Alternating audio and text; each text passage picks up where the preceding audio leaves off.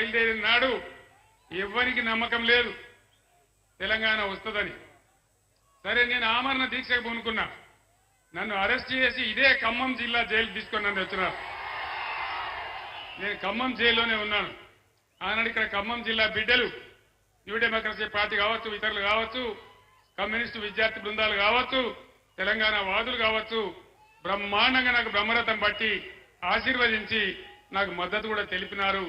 ఆ సంఘటన నేను మర్చిపోలేనని చెప్పి నేను మనవి చేస్తా ఉన్నా. చివరికి తెలంగాణ వచ్చింది. 10 ఏళ్లలో ఒక పూల పొదరిల్లులాగా ఒకటి ఒకటి స్టెప్ బై స్టెప్ బ్రహ్మాండంగా కులము మతము జాతి ప్రసక్తి లేకుండా అన్ని వర్గాల ప్రజలను కడుపులో పెట్టుకొని సాదుకున్నాం. పేద సాధలను ఆదుకున్నాం.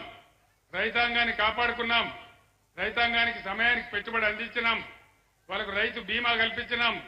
24 గంటలు రెప్పపాటు పోనటువంటి కరెంటు సదుపాయం కల్పించినాం. అది మీ అందరికీ తెలుసు.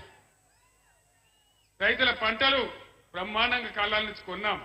7,500 కొనుగోలు కేంద్రాలు ఏర్పాటు చేసి వాళ్ళకి ఇబ్బంది లేకుండా కొన్నాం. కొనడమే కాకుండా డబ్బులు బ్యాంకులో వేసినాం, మధ్య దళారీ లేకుండా. అది మీ అందరికీ తెలుసు. కానీ మొన్న జరిగిన ఎన్నికలలో కాంగ్రెస్ పార్టీ, ఈనాటి ముఖ్యమంత్రి అడ్డగోలు హామీలు ఆయన నోటికి మొక్కాలి. వెనకడ కాంగ్రెస్ వాళ్ళు చెప్పేది, కాంగ్రెస్ వాళ్ళు ఎన్టీఆర్ రాకముందు కాంగ్రెస్ వాళ్ళు చెప్పేది ఏం చెప్పేది?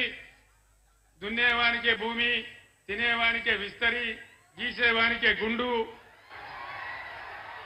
ఇక అమ్మను చూడు, ఆవు చూడ, బొమ్మను చూడు, గుద్దో గుద్దనేది.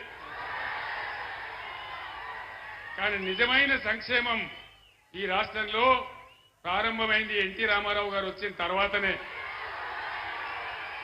పేదలకు పట్టడి అన్నం దొరికింది, బుక్కెడు బువ్వ దొరికింది. ఆ పుణ్యాత్ముడు పెట్టినటువంటి 2 రూపాయల కిలో బియ్యం ద్వారానే. ఈ రాష్ట్రంలో ఎవడు అవునన్నా కాదన్నా ఇది చరిత్ర.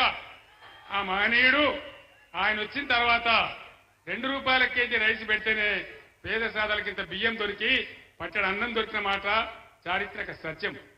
అట్లనే పక్కా గృహ నిర్మాణం కావచ్చు, జనతా వస్త్రాలు కావచ్చు, అనేక మంచి కార్యక్రమాలు, భూమి శిస్తు రైతులకు రద్దు చేయడం కావచ్చు, ఇట్లాంటి అనేక కార్యక్రమాలు. నిజమైన సంక్షేమం కాంగ్రెస్ చేయలే, కానీ ఎన్టీఆర్ కాలం నుంచే అది కొంత ప్రారంభమైంది. అది మనందరికీ తెలుసు. చరిత్ర తుడిచెత్తిపోయేది కాదు. దాని తర్వాత తెలంగాణ పోరాటం, తెలంగాణ రావటం, ఎన్టీఆర్ గారు చేసిన దానికి మించి కార్యక్రమాలు మనం చేసుకున్నాం.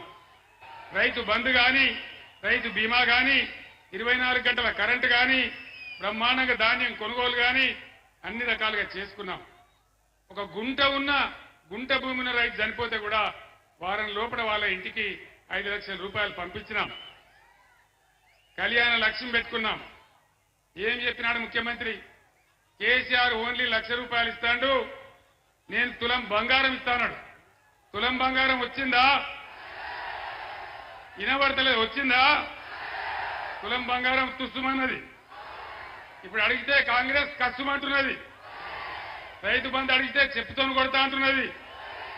నేను చెప్పినా, అయ్యా అట్లా మాట్లాడే మంత్రి గారు, నీకు అహంకారం ఉన్నది, నీకు కూడా చెప్పున్నది కొట్టడానికి, కానీ రైతుల చెప్పులు చాలా బందవస్తుంటాయని చెప్పిన నేను. వాళ్ళు ఒకవేళ అదే తిరిగేస్తే మీరు నశమైపోతారు, మాడి మసి అయిపోతారు, ఈ అహంకారం మంచిది కాదు అని నేను చెప్పిన. నేను మీ అందరిని ఒకటే కోరుతా ఉన్నా, ఎక్కడికి పోయింది కరెంటు?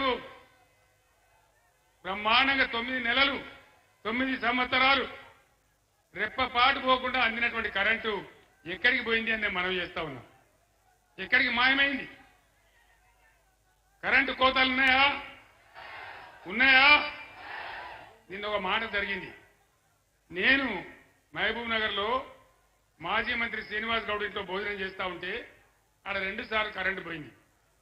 నేను చెప్పిన కరెంటు పోయింది అని. మరి నన్ను ఇబ్బంది పెట్టానని తీసేసిండ్రా లేదా వాళ్ళ అసమర్థతన? పోయిందని నేను ట్విట్టర్లో పెట్టిన. దాన్ని చూసి ఈ జిల్లాలో ఉన్న ఉప ముఖ్యమంత్రి, కరెంటు మంత్రి బట్టి విక్రమార్క